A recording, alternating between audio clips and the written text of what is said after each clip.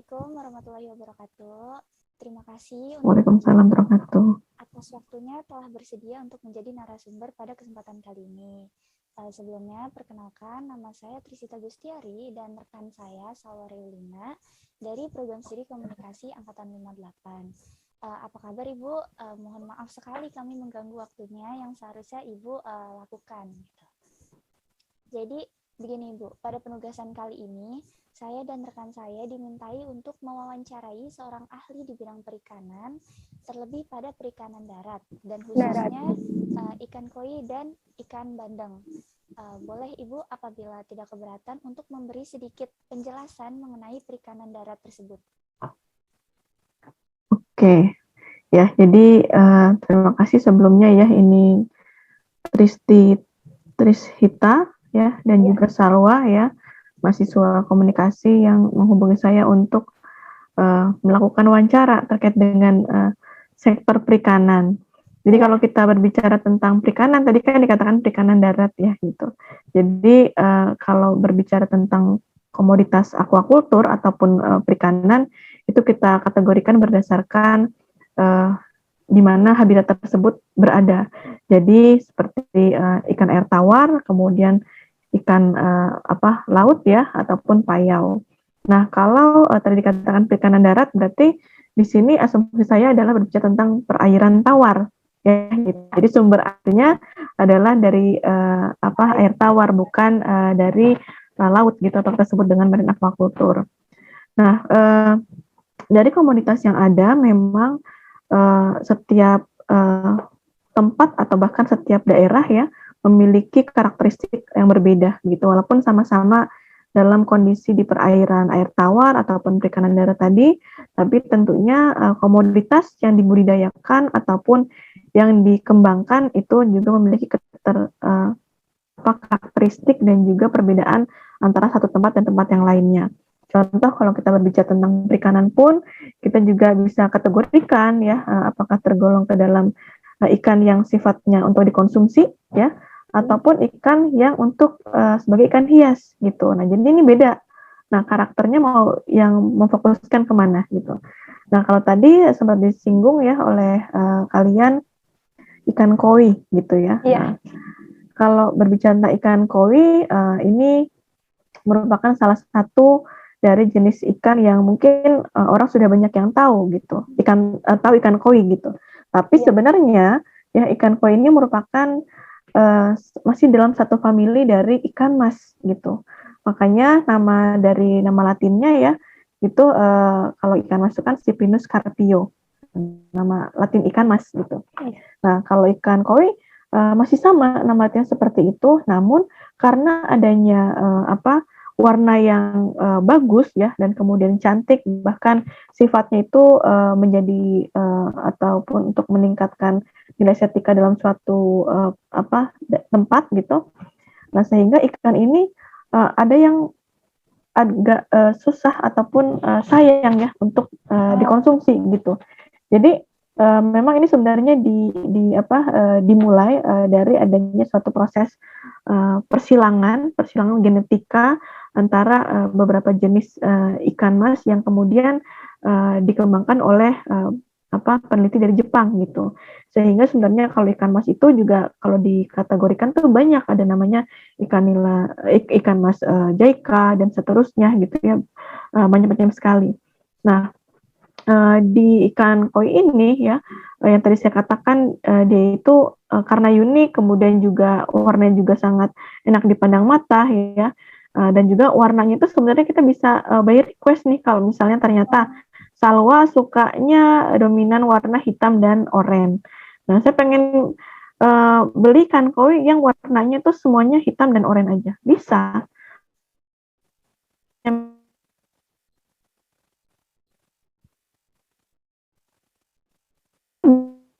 Jadi itu bisa jenis ataupun ikan koi ini menjadi ikan hias ya gitu, untuk dipelihara gitu. Walaupun sebenarnya kalau ikannya tersebut udah kondisi kurang sehat atau bahkan mati gitu, itu bisa kita konsumsi. Karena salah satu hal yang menarik juga bahwa di komoditas perikanan ataupun yang sifatnya underwater ya, walaupun sudah mati itu masih tergolong halal gitu ya. Jadi kalau kita makan ikan harus ikan hidup gitu, nanti yang di pasar nggak ada yang jual gitu ya ikan yang sudah mati gitu. Iya Ibu. Kalau untuk yang persilangan itu Ibu yang jadi bisa by request kan ya, kalau untuk ikan koi itu tuh jadi nanti dari genetiknya gitu Bu. Ya, jadi gini, di Indonesia komoditas ataupun kegiatan perikanan itu mereka punya komunitas ya, by community. Nah, untuk pelaku usaha budidaya ikan koi itu ada komunitasnya, dan salah satu yang terbesar adalah ada di daerah Jawa Timur ya, di Blitar pun juga ada, dengan jumlah ataupun harga penjualannya yang harganya itu hampir setara dengan satu buah motor, bahkan satu buah mobil gitu ya. Nah, jadi karena proses persilangan tadi. Nah, karena ini sifatnya ikan hias ya, ikan hias itu kan kalau kita berbicara tentang art ya ataupun seni, itu kita tidak bisa mengcompare ataupun membandingkan. Maksudnya artinya gini, itu bagus gitu ya, orang yang merequest itu kan melihat itu tuh bagus banget, karakteristiknya beda banget dengan yang lainnya. Dan tentunya dia akan berani untuk membayar dengan harga yang mahal. Makanya kalau kita bicara tentang segmentasi pasarnya ya, ini merupakan orang-orang yang memang sudah memiliki tingkat perekonomian yang sudah mapan gitu. Tapi kalau untuk melihara ikan untuk estetika di rumah dengan yang penting ada ikan aja, bisa pilih ikan yang lainnya gitu.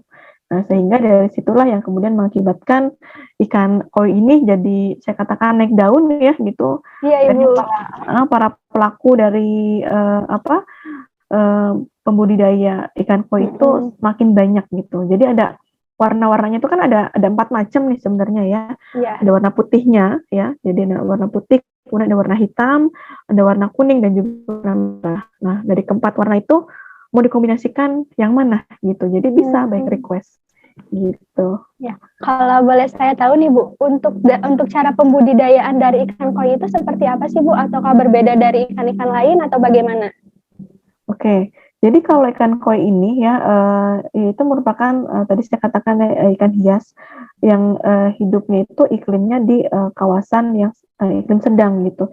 Jadi kalau misalnya kita katakan dari kondisi air tawar, derajat Celcius dari air tersebut, karena kan ada pengukuran kualitas air. Nah, itu sekitar antara 8 hingga 28 derajat gitu. Jadi kalau misalnya nanti terlalu tinggi ya, panas ataupun bahkan terlalu rendah, maka itu juga akan mempengaruhi dari kelangsungan hidup ikan koi tersebut. Dan juga beberapa ikan ya gitu, mereka juga sebenarnya untuk bertahan di kadar salinitas yang ada kadar garamnya gitu. Tapi tadi saya katakan salinitas ya, salinitas itu kan berarti ada kadar garam, tapi nggak boleh terlalu tinggi gitu. Jadi kalau misalnya terlalu tinggi tingkat kadar garamnya tadi, maka tingkat sensitivitasnya, kerentanannya terhadap perubahan lingkungannya juga akan mempengaruhi. Sehingga nanti proses reproduksinya ya juga akan berpengaruh gitu. Jadi kalau di bidang perikanan, kita ada namanya memperhatikan bukan hanya reproduksinya, tapi tingkah lakunya. Jadi tingkah laku si ikan gimana nih gitu. Kalau dia nggak nyaman dengan kondisi tempat tinggalnya ataupun habitatnya gitu, dia susah untuk reproduksi, dan tentunya akan mengakibatkan kerugian ya bagi pemilik ataupun pelaku dari budidaya ikan koi itu sendiri gitu. Baik Ibu. Kalau ini nih Bu, kalau misalnya siklus hidup dari ikan koinya itu seperti apa sih Bu? Kayak lama ikan koi dapat bertahan hidup gitu, kayak standar hidupnya. Kan ada ya beberapa ikan yang mempunyai jangka umur yang udah bisa terdeteksi gitu.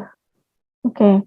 Jadi kalau batas umur ya, jadi ikan koi ini juga termasuk jenis ikan yang berumur panjang ya, saya kata berumur panjang karena memang kalau memang kita kondisi dari perairannya sudah bagus, kita memberi pakannya juga sesuai gitu, maka dia akan mampu bertahan dalam waktu yang cukup lama gitu dibandingkan dengan jenis ikan hias lainnya.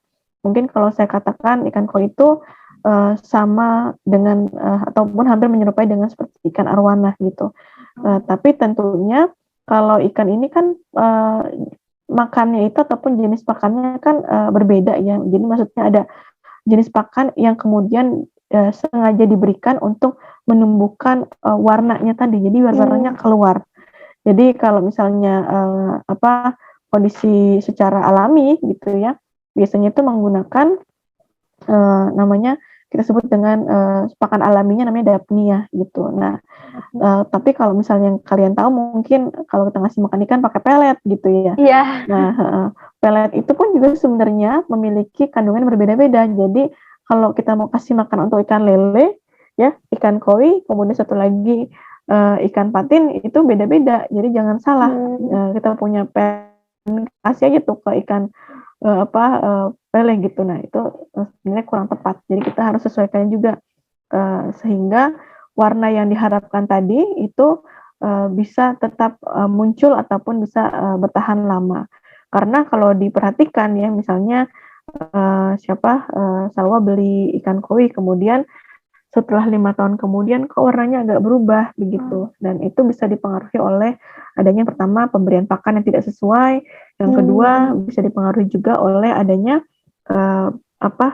tempat habitatnya ataupun airnya yang juga tidak mengalami tingkat konsistensi gitu ya. Jadi kalau nggak sesuai dengan kondisi habitatnya, maka tadi pergerakan dari tingkah laku ikan koi itu akan terganggu, reproduksi dan juga akan proses reproduksinya juga akan mempengaruhi. Jadi kalau ditanyakan umur ya, umur dari ikan koi, bahkan kalau di di Jepang, karena ini banyak sekali populer di Jepang ya yang mempopulerkan juga orang Jepang gitu, bahkan bisa mencapai ratusan tahun gitu ya. Karena ini merupakan salah satu kalau mereka katakan sebagai salah satu sejarah gitu ya, sejarah yang kemudian ditampilkan dalam bentuk seperti ikan gitu. Jadi kalau teman-teman pernah dengar ikan arwana gitu, ini saya nggak apa-apa ya sebagai pengetahuan, ikan arwana itu kan ada namanya ikan arwana super red ya. Jadi dia memang warna merahnya tuh yang ditonjolkan, yang diunggulkan gitu. Dan itu merupakan salah satu kalau ikan arwana itu kan tampaknya sangar ya, galak gitu. Nah, itu merupakan salah satu bentuk semacam adaptasi yang mereka ambil bahwa kalau di daerah Cina ataupun di Cina, Jepang itu kan mereka ada sistem kekaisaran. Nah, kalau kaisar itu kan pakai baju yang gitu ya, warnanya merah, kemudian tampangnya juga sangar ya, nggak ada yang senyum mungkin. Nah, kemudian itu menjadi salah satu ciri bahwa kalau misalnya kita memelihara ikan itu ya di rumah, itu akan membawa hoki. Nah, itu dipercaya oleh mereka gitu. Dan itu pun juga ada di ikan koi ini gitu. Jadi kalau misalnya di Jepang gitu, kalau saya tidak salah, ada hampir berumur 200 tahun lebih begitu. Sehingga tentunya ini juga menjadi salah satu jenis ikan yang kemudian diunggulkan ya, bahwa kalau misalnya ikan yang sering mati gitu kan juga orang akan agak sedikit males ya untuk peliharanya gitu. Jadi dari keunikannya itu kan ikan koi itu jadi disebut sebagai primadona air tawar ya Ibu, kalau yang pernah saya baca dari keunikan. Iya, bahkan ya kalau pernah dengar ya ini Rudi Hadiswarno, Rudi Hadiswarno atau siapa ya? Oh, bukan Rudi Hadiswarno, Rudi ini chef ya yang suka masak-masak itu. Iya. Chef Rudi, dia itu punya ikan koi di rumahnya itu banyak sekali gitu ya. Jadi dia punya beberapa kolam, di kolam belakangnya itu lebih dari 50 ya, kemudian di kolam samping dan kolam depannya itu juga ikan koi semua gitu. Dan karena memang itu kaitan dengan hobi ya, jadi ya mereka merasakan senang-senang aja. Walaupun ya memang pemberian pakan ini agak berbeda. Jadi kalau yang dilakukan oleh beliau itu pemberian pakannya sehari itu bisa sampai 5-6 kali pemberian pakan. Dan itu mereka menambahkan ya beberapa ingredients ataupun beberapa tambahan yang sifatnya herbal untuk menjaga tingkat imunitas ikan gitu. Jadi kalau berbicara tentang perikanan sebenarnya bukan hanya bau amis kemudian basah ya, sebenarnya ilmunya eh, yang mau disampaikan atau yang bisa saya ini kan bisa sampai 1 semester nih nanti.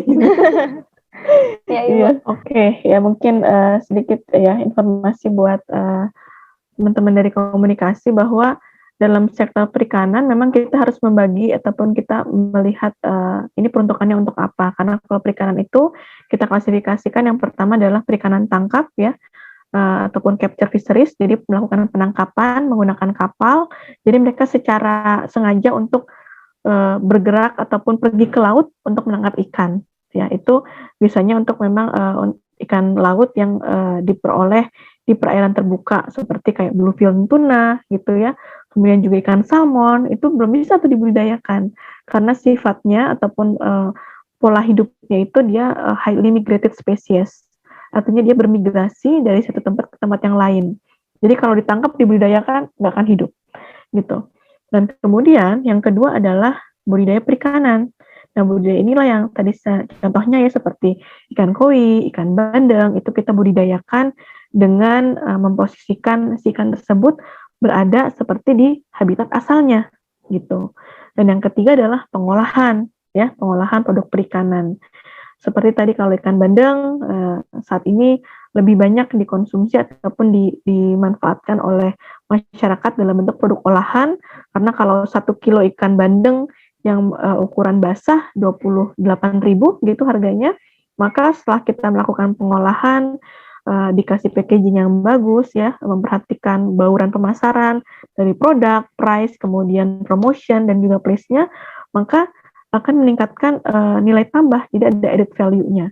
Satu ikan bandeng yang tadinya 1 kilo 28.000, dengan kita mengolah dengan baik, bisa saja 28.000 itu 1 ekor gitu. Jadi kita bisa kalikan, kalau 1 kilo isinya ada 4, berarti tinggal dikali aja 28 dikali 4, dikurangi dengan biaya yang dikeluarkan ya tentunya. Maka ada suatu proses keuntungan. Jadi kalau di sekolah vokasi ini memang kita fokusnya terkait dengan produksi, karena kita kan terapan ya, praktik gitu. Nah, kalau untuk pengolahan nanti bisa bekerja sama dengan, biasanya kami dengan program studi SJMP atau dari Gizi ya untuk mengetahui kandungan-kandungannya. Tapi overall kalau dari kegiatan perikanan sih kaitannya memang cukup kompleks ya. Jadi kalau dari ikan bandeng ataupun ikan koi, ya keduanya target pasarnya ya segmentasi ini berbeda gitu. Jadi kalau yang satu ikan bandeng untuk dikonsumsi, targetnya adalah ibu rumah tangga ya gitu. Saya gitu. Kalau saya berikan koi dan saya nggak suka ikan koi gitu dan nggak ada tempat untuk untuk meliharanya di rumah, ya buat apa? Kasihan ikannya mati gitu ya. Nah jadi tentu berbeda segmentasi, berbeda targetnya dan juga berbeda harga gitu ya. Jadi sebenarnya di perikanan pun juga bisa meningkatkan ataupun kaitan dengan entrepreneurnya juga gitu. Ya sesuai dengan visi misi IPB ya, Social Technical Entrepreneurship. Mungkin kami cukupkan saja ya Ibu. Terima kasih atas informasinya. Ya, terima kasih ya Ibu sebelumnya. Terima kasih banyak. Ya. Oke, terima kasih Trisita dan juga Salwa. Salam sehat selalu. Iya Ibu, semoga sehat selalu. Ya.